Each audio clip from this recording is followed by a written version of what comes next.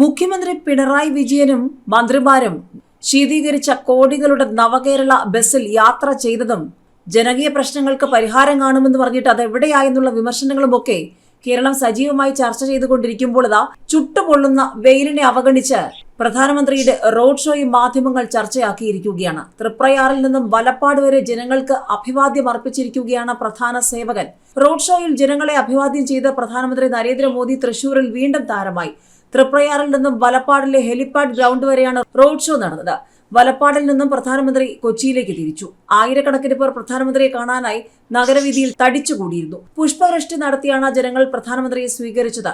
തൃപ്രയാർ ക്ഷേത്രത്തിലെ പ്രധാനപ്പെട്ട വഴിപാട് ഉൾപ്പെടെയുള്ള ചടങ്ങുകളിൽ പങ്കെടുത്ത ശേഷമാണ് പ്രധാനമന്ത്രി ക്ഷേത്രത്തിൽ നിന്നും മടങ്ങിയത്.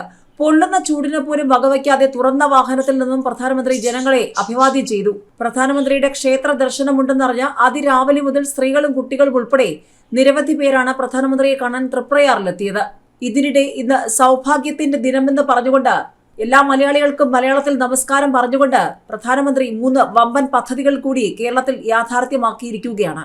ആഗോള ഷിപ്പിംഗ് മേഖലയിൽ ഹബ്ബാകാൻ കൊച്ചി, വികസന തേരിൽ ഷിപ്പ്യാർഡ്, 4000 കോടി രൂപയുടെ പദ്ധതികളാണ് പ്രധാനമന്ത്രി രാജ്യത്തിന് സമർപ്പിച്ചത്. ആഗോള ഷിപ്പിംഗ് മേഖലയിലെ ഹബ്ബാകാൻ ഒരുങ്ങുകയാണ് കൊച്ചി. കൊച്ചിൻ ഷിപ്പ്യാർഡിൽ 4006 കോടി രൂപ ചെലവിൽ 3 വികസന പദ്ധതികളാണ് പ്രധാനമന്ത്രി നരേന്ദ്രമോദി രാജ്യത്തിന് സമർപ്പിച്ചത്.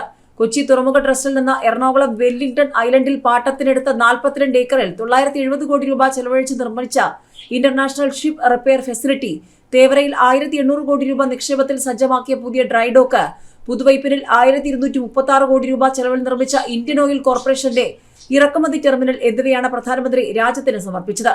അന്താരാഷ്ട്ര കപ്പൽ അറ്റകുറ്റപ്പണി കേന്ദ്രം യാഥാർത്ഥ്യമാകുന്നതോടെ നേരിട്ടും അല്ലാതെയും ഏകദേശം 5000-ഓളം പേർക്കാണ് തൊഴിൽ ലഭിക്കുക.